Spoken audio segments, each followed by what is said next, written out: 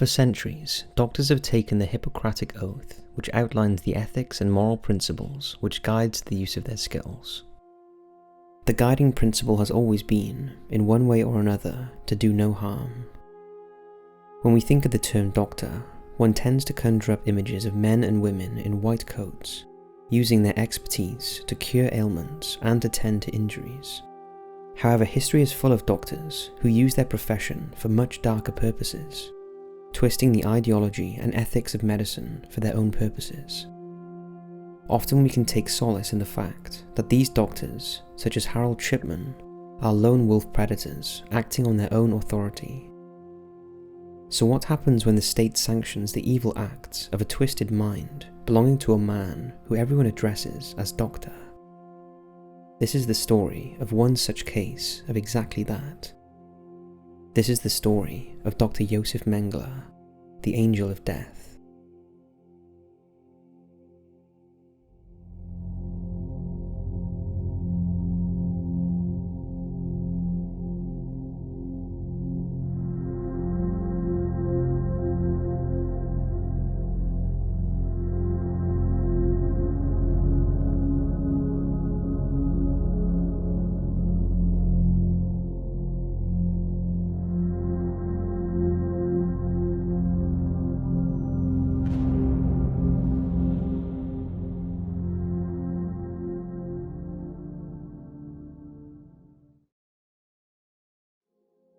Josef Rudolf Mengele was born on March 16, 1911, in Günzburg, Bavaria.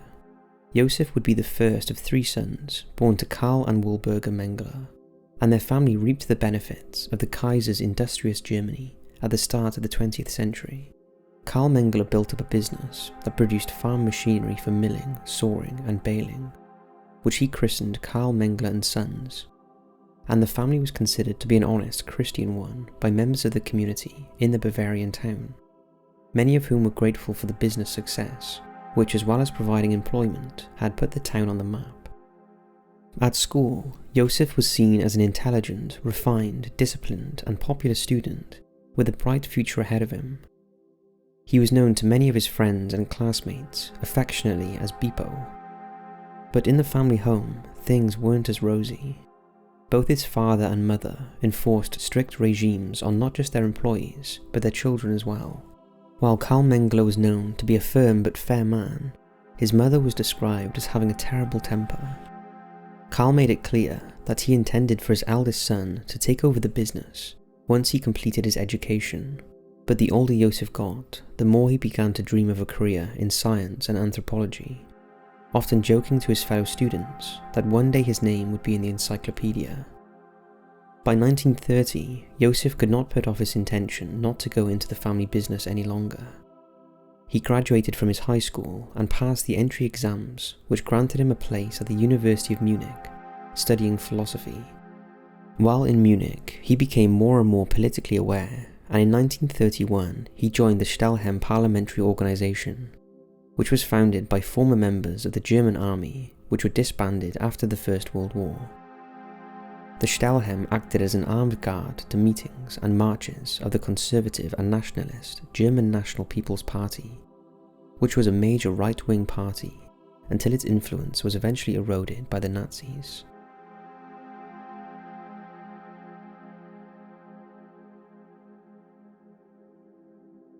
In 1933, Adolf Hitler and his Nazi party won power and began consolidating their position by either subduing or absorbing rival factions, which included the Stahlhelm that was integrated into the Sturmabteilung, or SA, the Nazi equivalent organization. By 1935, Mengele had earned his PhD from the University of Munich in the field of anthropology, and this led him to work in Frankfurt and introduced him to Dr. Ottmar Freiherr von Verschuur. Verschuur was actually a member of the congregation of an anti-Nazi pastor at the time, but at the same time he admired their stance on maintaining genetic purity, which slowly led him towards supporting the Nazis, and his work on genetics and eugenics was used to build the Nazi case for their belief in German genetic superiority.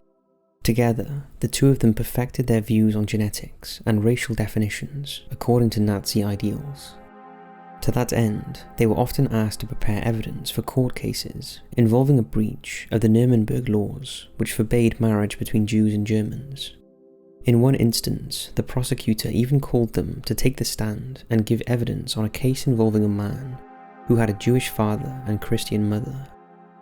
They were asked to determine whether he was a German or a Jew, and after examining his genetic history, as well as taking measurements of all his features, they determined he was a Jew. However, the court disagreed, and enraged by this, they logged a complaint claiming their research had been disregarded. Mengele worked alongside Verschuur as his assistant until 1938, and in doing so would earn a glowing recommendation from his mentor for his help in researching congenital defects, as well as a second doctorate in medicine. His dissertation discussed racial differences in the formation of the lower jaw. Dr. Verschuur would greatly influence Mengele's later work, for when Josef arrived in Frankfurt, Verschuur already had a keen interest in twins, and this fascination would stay with Josef throughout his career. By this time, Josef Mengele was a fully signed-up member of the Nazi Party and was a trained member of the SS, responsible for the protection of the Nazi Party, and in particular the Führer, Adolf Hitler. The SS demanded its members be of the purest genetic background, as they viewed it at least, and be totally committed to the Nazi cause. In Nazi Germany, the SS were the elite. Throughout the mid to late 1930s, Hitler and the Nazis had been expanding Germany beyond the borders agreed to in the armistice, and rebuilt the armed forces. With each expansion, they pushed the Allied countries of Britain and France closer to war, until finally, on September 3rd, after German troops had invaded Poland, they declared war on Nazi Germany.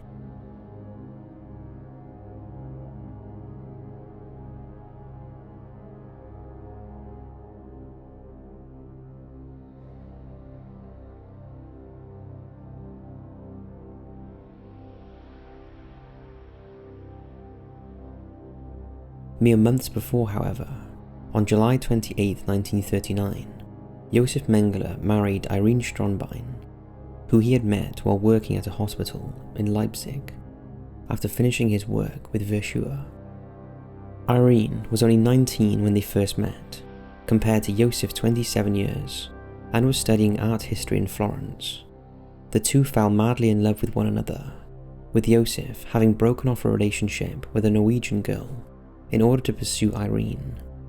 The two of them both being blonde and seemingly healthy, with Josef in the SS cut a fine example of what the Nazis considered a good German couple. However, Josef's ambition to serve Germany on the front lines in Poland were curtailed by kidney problems, and it would not be until June 1940 that he was finally called up for military service, by which time France had fallen. At the time, most SS servicemen had what was called a blood group tattoo put under their arms near the armpit. This identified the SS man's blood group should he be injured in combat and unable to tell his physician what his blood group was if he needed a transfusion. It demonstrated the importance the Nazis placed on their SS men, but Josef would not receive the tattoo himself, something that for him would prove advantageous later. His medical expertise was put to use by the combat arm of the SS, the Waffen-SS, serving with the rank of SS Untersturmführer, or second lieutenant in a medical reserve battalion. It would prove to be a short posting, for his expertise in eugenics meant that he was soon utilised by the SS Race and Settlement Office, an organisation tasked by the Nazis with safeguarding the racial purity of the SS within Nazi Germany, which now included occupied territories in Western Europe and Poland. Josef found himself stationed in Poznań in central Poland, assigned to Department 2 of the Racial Office. Among his duties, he was tasked with conducting examinations to weed out any undesirable features amongst the local population that were now subjects of Nazi rule. It was known as hereditary hygiene. On June 22, 1941, the Germans launched their most ambitious action of war thus far, namely Operation Barbarossa, the invasion of the Soviet Union. This was the largest single military campaign in history, involving some 3.8 million German and Axis troops, striking across an 1,800-mile frontier and pitted against another 3 million Soviet soldiers, and eventually millions more once the Soviets mobilized their people.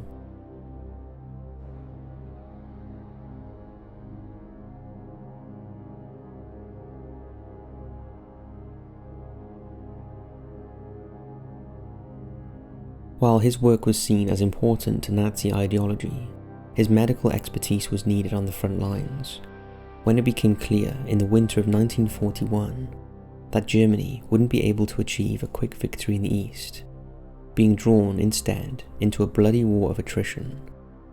Consequently, he found himself being assigned to the medical corps of the SS's 5th Panzer Division, known as the Vikings, in January 1942.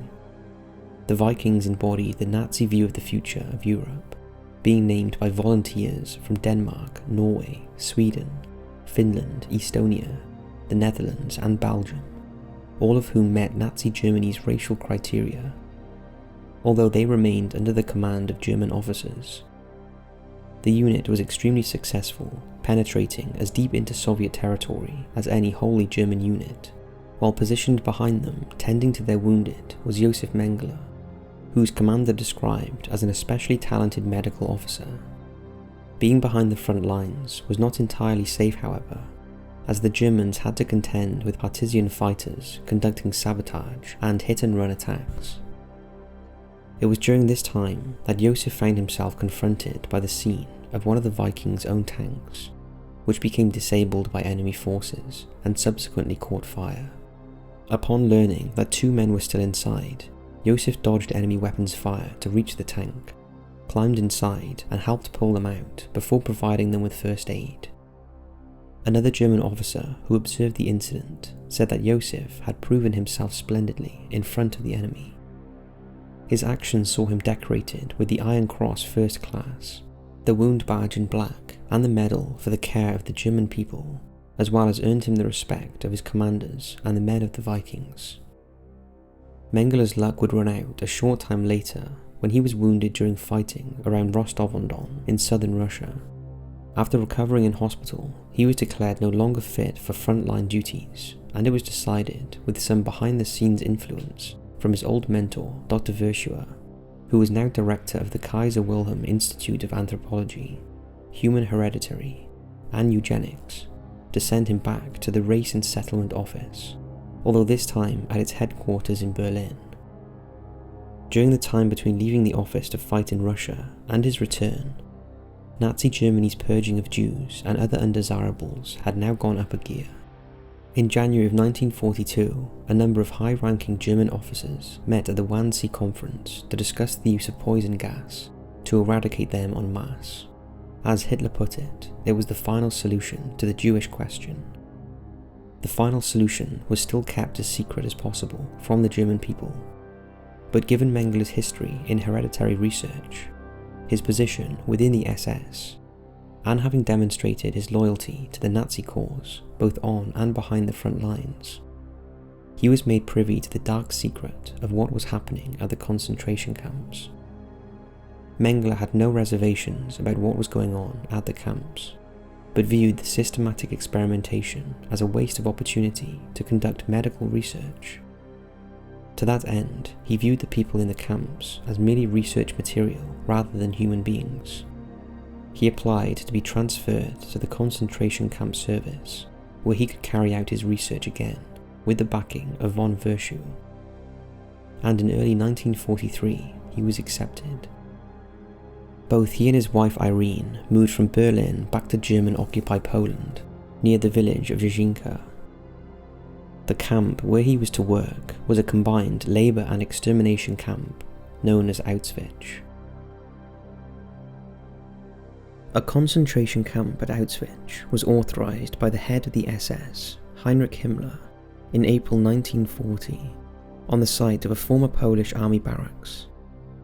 Much of the early work to convert the site to its new role was carried out by German convicted criminals transported in from Germany, and this included the building of the first crematorium. although this was intended for those who were either executed for disobedience or died from the conditions of the camp. On June 14, 1940, the first large group of prisoners arrived, and over the coming years, the camp would expand and incorporate satellite facilities in the surrounding area, particularly after the invasion of Russia began. The invasion left hundreds of thousands of undesirables trapped under German occupation, and the existing facilities couldn't handle this influx of new prisoners.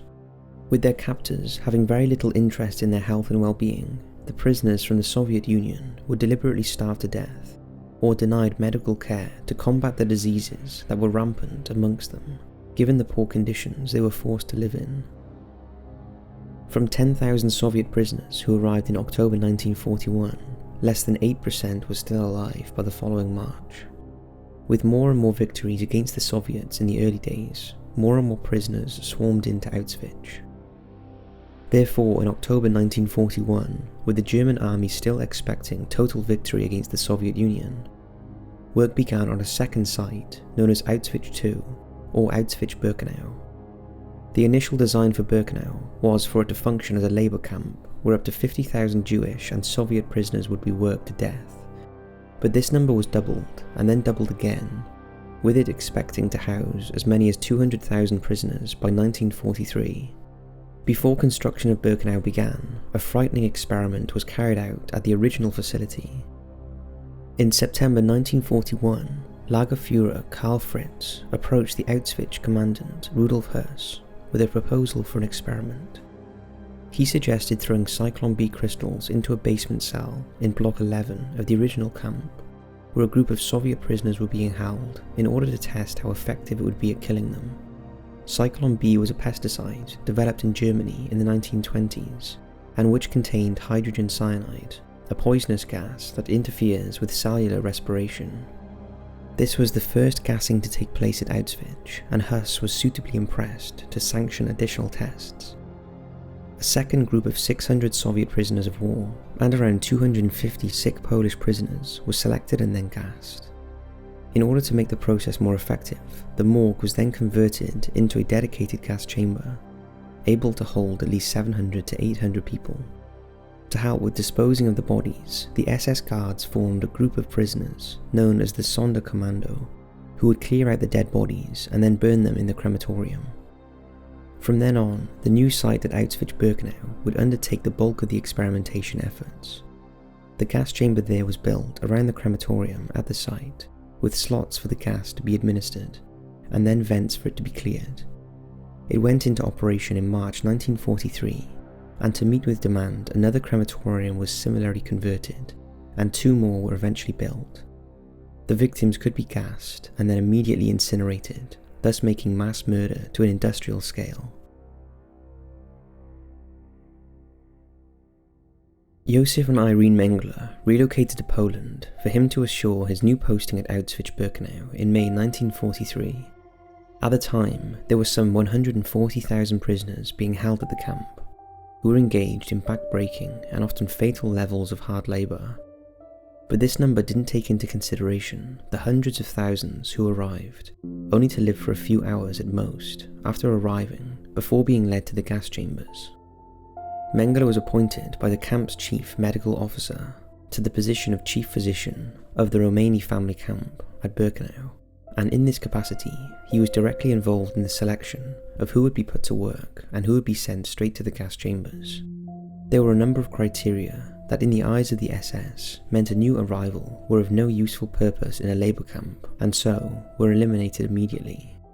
These included small children and their mothers, since a grieving mother was seen as having little or no motivation left to work after her children were killed.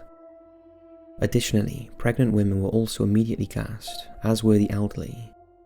Of those who were left, the SS doctors, including Mengele, would then conduct a brief examination of them. During this rather superficial examination, the sick or weak-looking would be separated and marked for death in the gas chambers. Those that survived the whole selection process after arriving at Auschwitz often represented just 25% of the total number of their group, sometimes even less.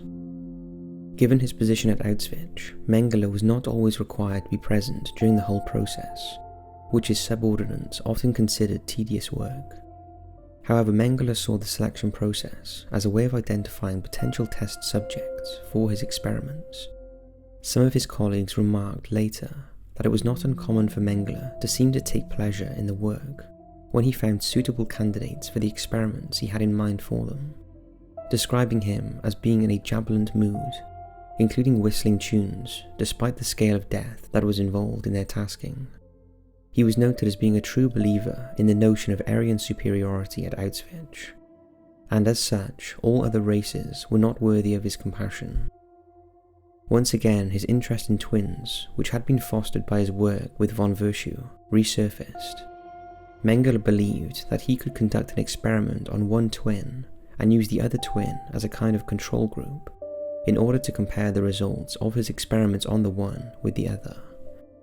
This fed into the Nazi belief that heredity overrules the effect of the environment in which a person is born. Mengele and his colleagues believed that the condition of one twin before the experiment would be the same as the other because of the effect of their genes, although we now know that two seemingly identical twins can in fact have separate genetic ailments or dispositions. In fact, a study in 2015 found that even something as simple as being left and right-handed, in 21% of twins, the siblings were the opposite of each other. In short, appearances aside, twins are as individual as everyone else, which puts Mengele's and von Verschuur's belief into the realm of pseudoscience. After the experiments were completed, Mengele would usually kill both of the twins in order to dissect and compare their bodies, and there was no restrictions on age. One of the few twins to survive Mengele's experiments was Eva Mosif-Kaur and her sister Miriam. Speaking to BuzzFeed in January 2019, her story was typical of what twins could expect at the hands of the man who became known as the Angel of Death. In her own words, she explained her harrowing ordeal after arriving at Auschwitz in a railway car intended for cattle. I was born in 1934, one of a pair of twins. Miriam and I were the third and fourth children in the family. We lived in a very small village in Transylvania, Romania. We got down from the cattle car. People were selected to live or to die. People crying, pushing, shoving, dogs barking, trying to make some sense of that place. And I actually turned around in trying to figure out what is that place. Never seen a place like that before. And as I turned around, I realized that my father and my two older sisters were gone.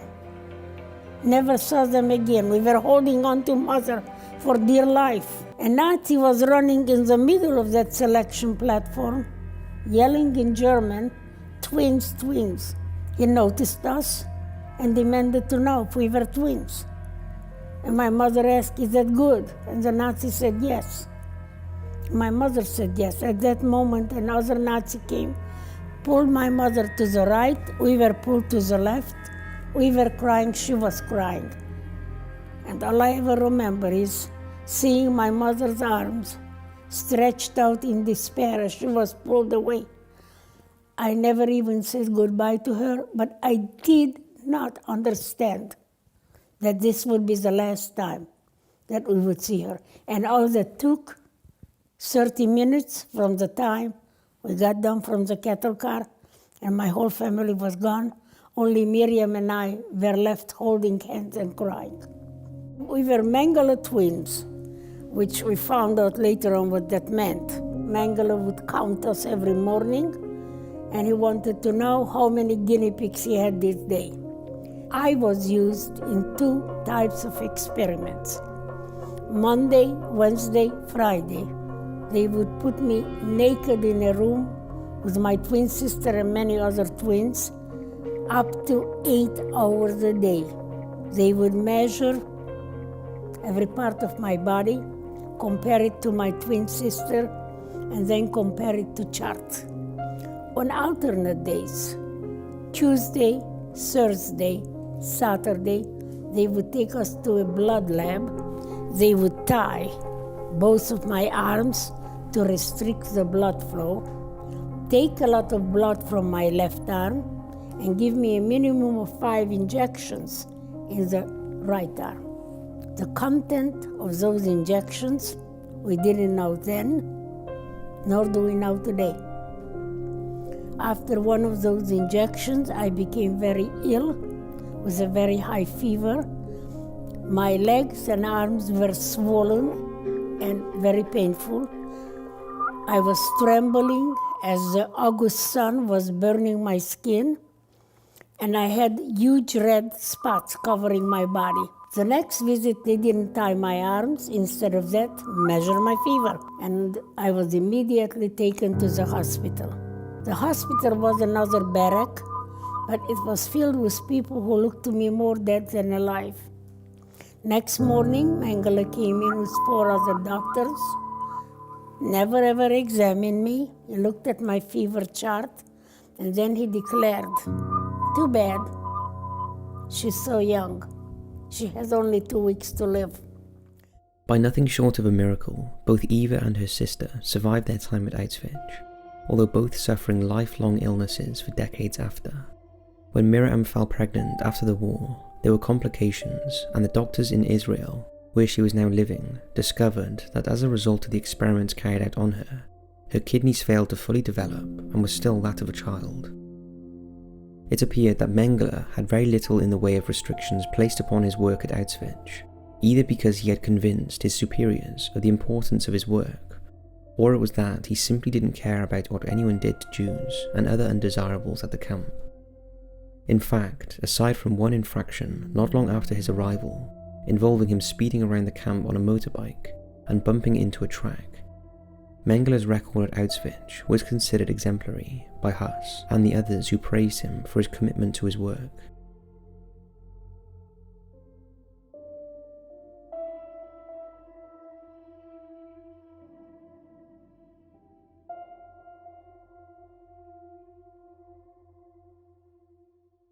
This free hand that he was given resulted in a catalogue of brutal experiments conducted by the Angel of Death, spurred on by the Nazi sense of superiority over all other races. One of his most notorious projects, Mengele selected 2 4-year-old twins called Guido and Nina, and took them both to be operated on at the same time. When Mengele emerged from the operating room with the twins, the true horror of his mind was unveiled. The 2 4-year-olds had been sewn back to back, including connecting their veins together, in an effort to create conjoined twins. After the war, former prisoner Vera Alexander explained what happened next. Their wounds were suppurating, they cried day and night. Their mother, I remember that she was called Stella, had somehow been able to get hold of some morphine and used it to put an end to the suffering of her children. On one particular night, it was reported by a Jewish doctor that Mengele killed 14 twins by injecting one of each pair with chloroform into their hearts. He would then kill the other twin to compare their hearts.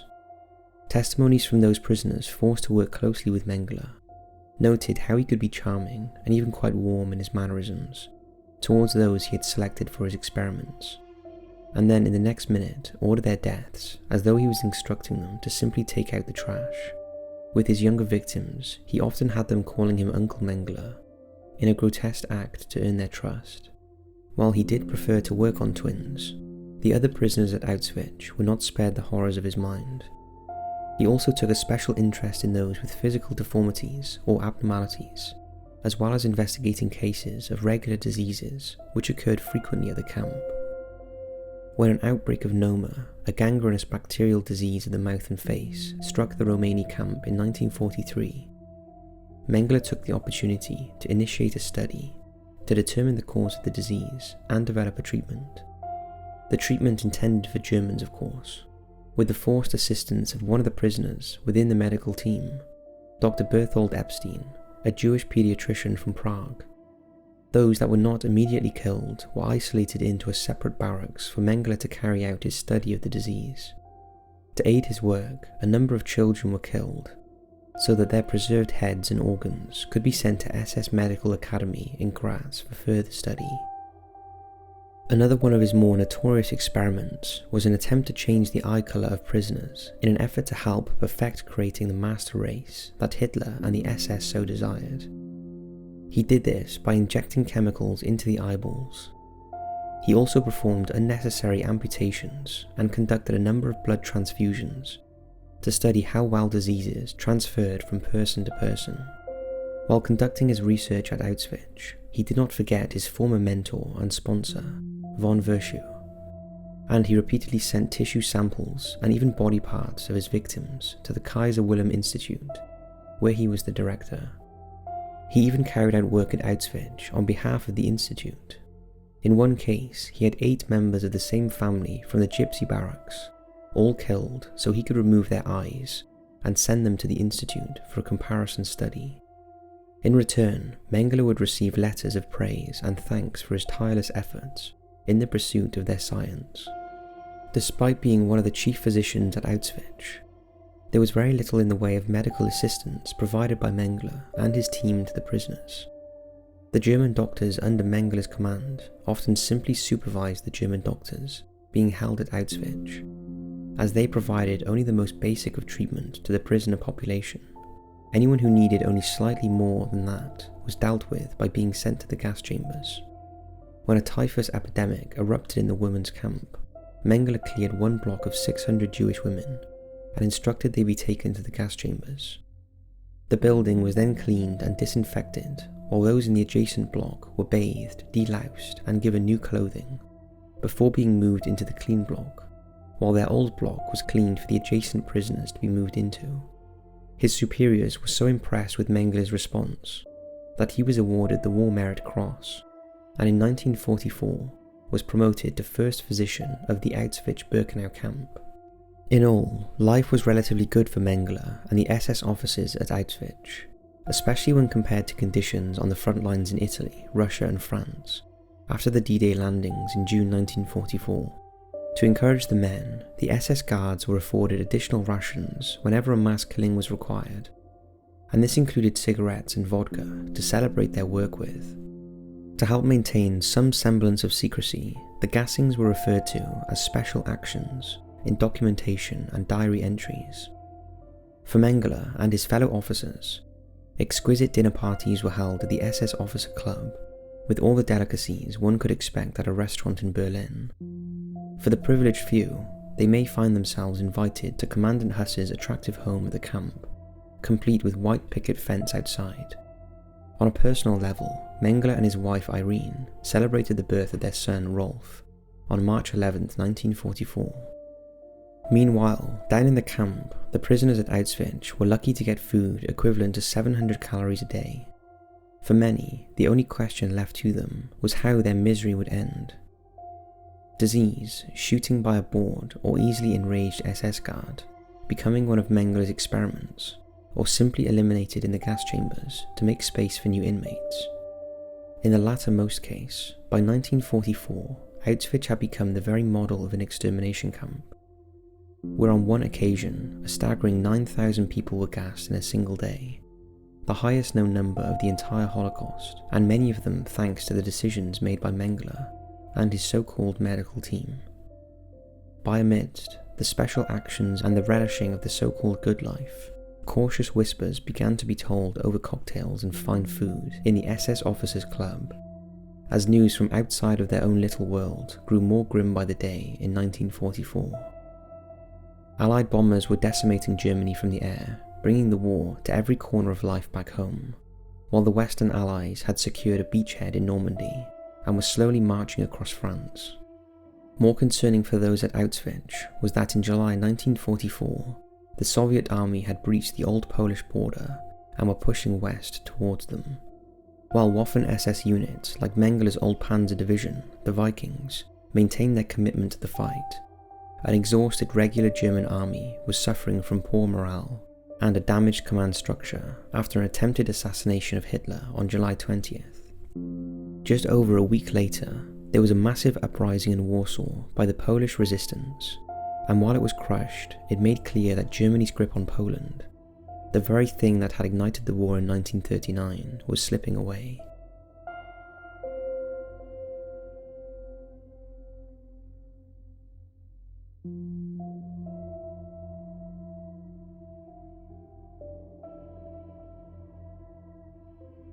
As a consequence, the killings at Auschwitz only increased while Mengele continued his work.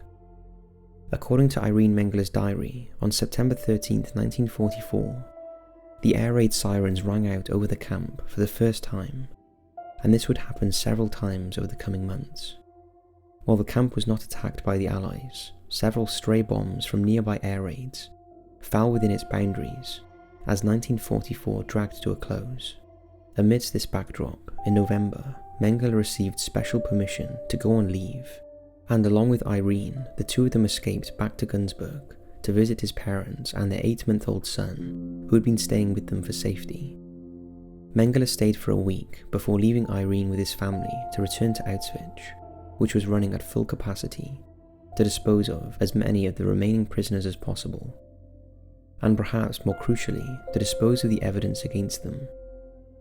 Along with the cremations of bodies, hundreds of thousands of documents were burned, as the sounds of war closed in on the camp thanks to the Soviet army, who in January 1945 were just days away from the camp.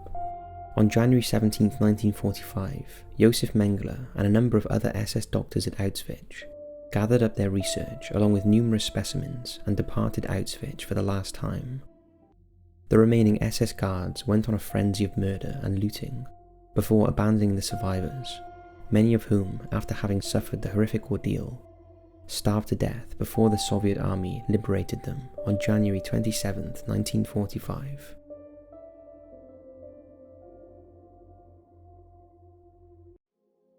Mengele now found himself joining the ranks of the demoralized German army as they made their way west across Poland back to their homeland. He was transferred, albeit briefly, to the Gross-Rosen concentration camp in southwest Poland, which, like Auschwitz, was made up of numerous subcamps and facilities. Just over 2 weeks after the Soviet army had liberated Auschwitz, they were soon encroaching on Gross-Rosen as well, forcing Mengele to retreat once again. He fell in with a regular unit of the German army and decided to ditch his SS uniform in place of a standard army officer's one.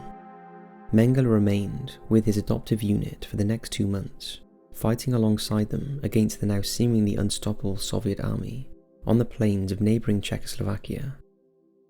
Despite their efforts, the Soviet juggernaut pushed them further west with each engagement, until May, when Mengele's unit found themselves in the German Sudetenland, an area of western Czechoslovakia populated by Germans as a result of the redrawn map of Europe after World War I. There, Mengele had the fortune to stumble across a colleague from his days working with von Verschuur, named Dr. Hans Otto Kaller, a man who interestingly was known to have Jewish blood in his family stemming from a great-grandparent. Dr. Hans was serving with a motorized German field hospital, and records that he met with his old colleague on May 2, 1945, an interesting date, for it was that day that news of Adolf Hitler committing suicide in his bunker in Berlin reached the front lines. Dr. Hans reports that Mengele refused to believe the news of the Führer's death, dismissing it as a rumour or enemy propaganda.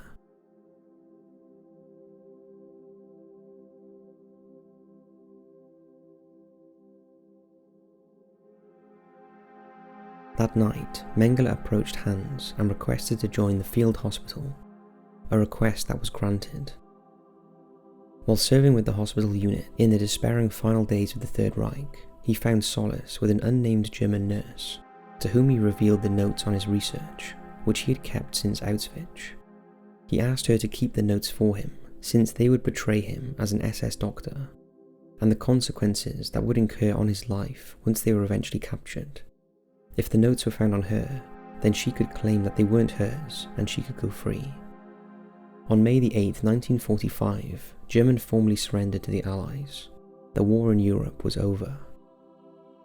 By then, the hospital unit had retreated back into Germany and by luck found itself in an area of Saxony which had been earmarked by both the American forces in the west and the Soviet forces in the east as a buffer zone to prevent them from accidentally firing on one another. But while his friend Carla knew he was secretly an SS man, he had not informed anyone else in the hospital unit in case they betrayed him, instead carrying on the guise that he was a doctor in the regular German army. He had managed to maintain the subterfuge for a short while, but he began to attract the attention of one Colonel Fritz Ullmann, In truth, it was Mengele who was giving himself away, for Ullman later remarked that when questioning him over his identity, Mengele unintentionally gave more than one alias. Nevertheless, Ullman allowed Mengele to remain with the unit, although he was oblivious to who Mengele really was, until June, when American forces finally entered the area and took the hospital unit prisoner. The Allies had captured the Angel of Death. They just didn't know it yet.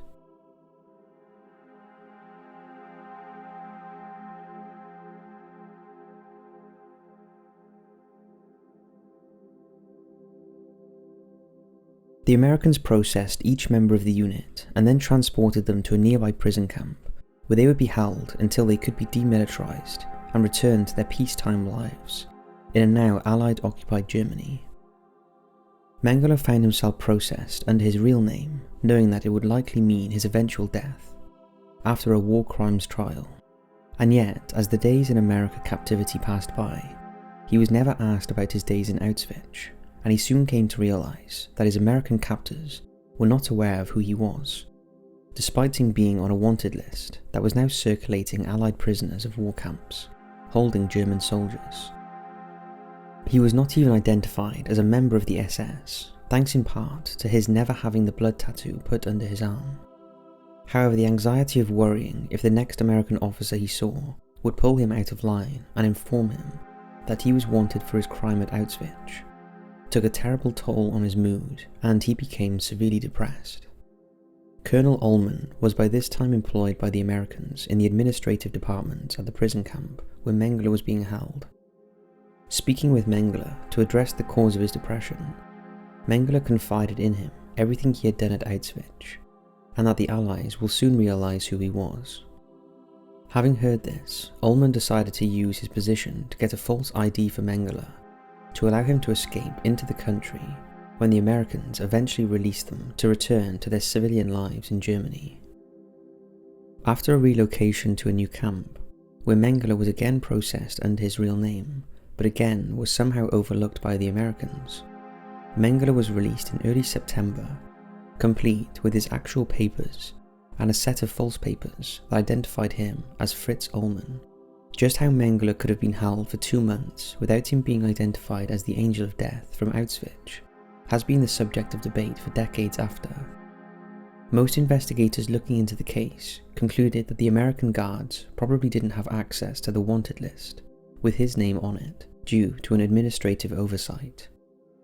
On the other hand, the prisoner administrative staff were overwhelmed by the sheer number of Germans they had to process, and they were under pressure to demilitarize the prisoners as quickly as possible to help rebuild Germany. This meant that checks to see if people were on the wanted list or not were sometimes forgotten about.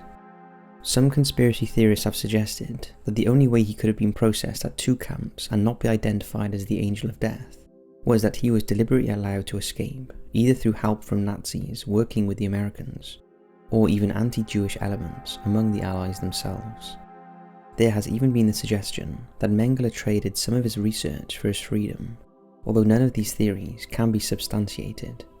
Whatever the truth, the fact remains that Mengele was free. What concerned Mengele now was being caught with 2 sets of identity papers at the many American checkpoints dotted along the roads of occupied Germany.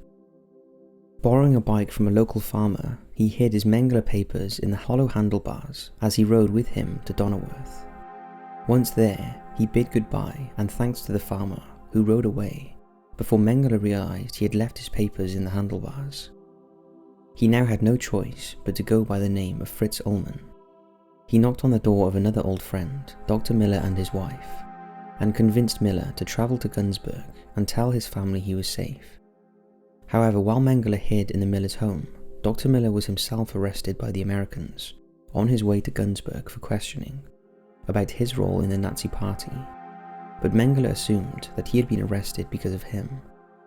Fearing American soldiers knocking down the door at any second, he left in the middle of the night and decided to head east to Russian-occupied East Germany to recover his notes that he had given to the nurse he had become close to in the last days of the war. This was an extremely dangerous thing to do, for the Russian zone was still a hive of brutality committed by the Soviet soldiers to the population, to say nothing of what would happen if he was discovered by the authorities, It would take him 3 weeks to cross the heavily guarded border and reach the nurse to recover his things, an impressive feat by any standard. In the meantime, despite her husband having been arrested, Mrs. Miller decided to keep her promise and informed his parents and Irene that he was alive. American authorities knocked on Irene's door, demanding any knowledge of his whereabouts, but she responded by saying she believed him to be killed in action. They also took Mengele's father and brother into custody for questioning, but of course they had no knowledge of where he was, and so the authorities began to suspect he was dead. Mengele left the Russian zone and headed for Munich, seeking out yet another friend, this time one of his comrades from the Vikings division, who agreed to hide him for several weeks. By an extraordinary coincidence, the friend was acquainted with the real Fritz Ullmann's brother-in-law, who helped him find work as a farmhand in rural Bavaria. Before arriving on the farm, Mengele changed his fake papers from Ullmann to Holman, which he was required to present to American authorities in the region. The owners of the farm, a family named Fischer, became fond of Mengele, describing him as extremely hard-working, and while they suspected he had a past he was trying to hide, they didn't push him for answers. For his part, Mengele wrote later that he became depressed once again during this time, believing the life of a labourer was beneath him, being such an accomplished doctor. His morale was raised back up when he was able to start arranging secret visits away from the farm with his family, Irene making her first trip to meet him in the summer of 1946. By then, Mengele had started to believe that the Allies had forgotten about him, and this made him far more brazen, risking visits back to the Millers to meet with Irene and his son Rolf. This infuriated Ullmann's brother-in-law, who felt he was endangering the man who helped him escape if he was caught. In a fit of rage with the man, Mengele destroyed his fake identity papers, even though he had altered them. His frustration was also straining his relationship with Irene, who was known to have several male friends in Günzburg, which made Mengele extremely jealous. Despite his earlier confidence that he had been forgotten about, he soon began to realize that as long as he remained in Germany, there was a chance that he could one day be identified and arrested for his war crimes. The old family business was experiencing a boost in profits as it helped in the reconstruction of Germany, and this afforded him the funds with which he could pay to be smuggled out of the country and into South America, where a number of Nazis had gone into hiding already.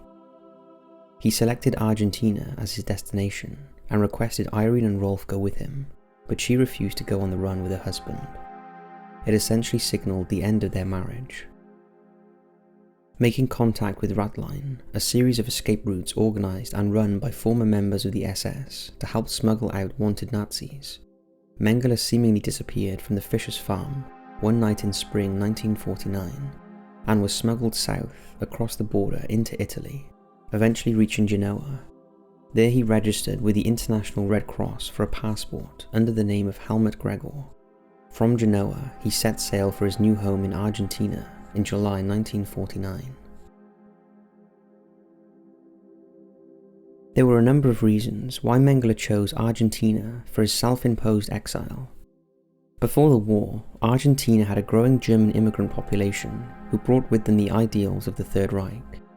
A number of leading Nazi figures had also escaped there after the war, in some case by U-boats, and were trading secrets, research, combat experience, money and gold with the Argentine authorities in exchange for their protection. The Argentine Air Force, for example, benefited greatly from the experience of ex-Luftwaffe pilots, some of whom had over 6 years of combat experience to impress on their Argentine students.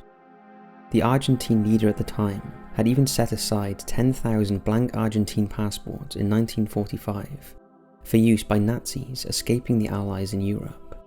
Thus, for Mengele and many other committed Nazis, the Latin American country seemed to offer salvation for those who refused to surrender the dream of Hitler and his Third Reich. Having arrived in Argentina, Mengele became a lodger in the northern district of the Argentine capital of Buenos Aires, while eking out a meagre living as a carpenter. Making contacts with Nazi sympathizers in the city, he eventually met an architect named Federico Hayes, who put him in touch with a former Luftwaffe colonel named Hans Ulrich Rudel, who had been actively involved in aiding Nazis' escape to the reach of the victorious Allies in Germany. Protected by the Argentinians, Mengele made contact with his family and offered to become a salesman in Argentina for the family firm. Using the money made from selling Carl Mengele & Sons products in Argentina, he invested in a small number of businesses and enterprises to expand his financial base further and allow him to live a more comfortable lifestyle that he'd become accustomed to for the next few years. According to Argentinian historians, there is evidence to suggest that he also practiced his medical skills to people in the city, although without an Argentine license to do so. In 1956, he was able to acquire a copy of his original German birth certificate, and using this, he was able to finally live in Argentina as Josef Mengele.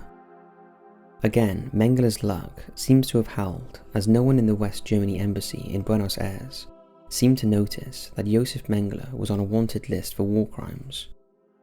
Perhaps even more extraordinary was that the embassy later issued him with a West German passport, again with no one checking his name against a list of wanted criminals. Some have suggested that this oversight was deliberate and that former Nazis working at the embassy hid Mengele's identity from their superiors to allow him to have his passport. Using this passport, he arranged to travel back to Europe to meet up with his son Rolf in Switzerland before travelling back to Günzburg to visit the rest of his family. He was never reported by anyone in the town, many of whom believed the Allies had fabricated much of what he was accused of having done at Auschwitz. He returned to Argentina with no interruption from the West German authorities, but did not travel alone, taking his widowed sister-in-law with him, Martha, and her son. Having finally divorced Irene, he eventually married Martha in 1958, while his business enterprise continued to expand, including shares in a pharmaceutical company. In 1958, he was accused of being involved in the death of a teenage girl following an illegal abortion, but the Argentinians dropped the charges against him. If he thought he was forever free from the reach of the Allies and indeed justice, he was about to have a rude shock, since the next year he found that the West German government was now demanding he be extradited to face trial. He quickly made good his escape with Martha, fleeing over the border into Paraguay, where he had made numerous business and political contacts over the previous 10 years. Nevertheless, he was no longer a ghost lost to a dark chapter of history, and was now one of the most wanted men in the world, being pursued by governments, intelligence agencies, and of course, Nazi hunters, privately funded groups and individuals who operated behind the scenes to locate escaped Nazis and bring them to justice. In May 1916, Mossad, the Israel intelligence agency, carried out a successful operation to capture Nazi Adolf Eichmann in Buenos Aires and smuggle him back to Israel for trial. They had hoped Eichmann could lead them to Mengele, but this proved fruitless and Mengele remained elusive. Meanwhile, the West German government, embarrassed by their earlier failings to identify him, now issued a reward for Mengele's capture and flooded West German media with his image and reports of his wartime activities in an effort to quash any support he may still have in his home country. Mengele would spend the rest of his life on the run, living first in Paraguay and then later in Brazil. Mossad tracked a man who they believed to be Mengele to a farm outside the Brazilian city of Sao Paulo in 1962, but deemed it impracticable to mount an operation to capture him, and therefore reluctantly called off their pursuit.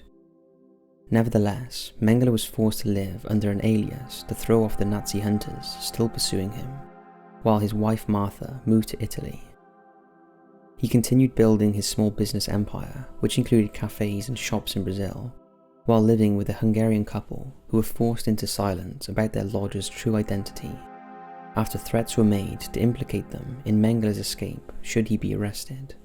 Mengele would live with them for 12 years, even going into shares on a farm with them, before the Hungarians moved out into their own property in 1974, leaving Mengele behind. By then, Mengele's health was seriously beginning to decline. He suffered his first stroke in 1976 and was battling high blood pressure and an ear infection which affected his balance. After a final visit from his son Rolf in 1977, Mengele would spend his final years an unrepentant, ill and bitter Nazi. On February 7, 1979, while visiting friends in the coastal resort of Bertioga, he suffered another stroke while swimming and drowned, bringing a final end to the Angel of Death. He was buried under the name of Wolfgang Gerhold, an alias given by the real Gerald in 1972 after he moved back to Germany. However, the investigation into Josef Mengele went on, and in 1985, after the arrest and interrogation of a business associate of Mengele, they learned the location of his grave. The body was exhumed on June 6, 1985, and after a detailed forensic analysis and even confirmation by Rolf Mengele, it was identified as that of Josef Mengele. However, Mengele had escaped justice so many times in the past that many refused to believe it. In Günzburg, many of the supporters of the Mengele family told reporters that they believed that claiming the body was Josef Mengele's was a Jewish conspiracy to divert attention away from the recent Israeli actions against Lebanon and back onto German war crimes of 40 years earlier. For some of the survivors of his crimes, they feared that the body was a decoy to allow the Angel of Death to remain at large and unpursued. Josef Mengele and his crimes would finally be laid to rest once and for all when the exhumed remains were DNA tested in 1992, and it was confirmed that Josef Mengele, the Angel of Death from the Auschwitz concentration camp, was himself dead.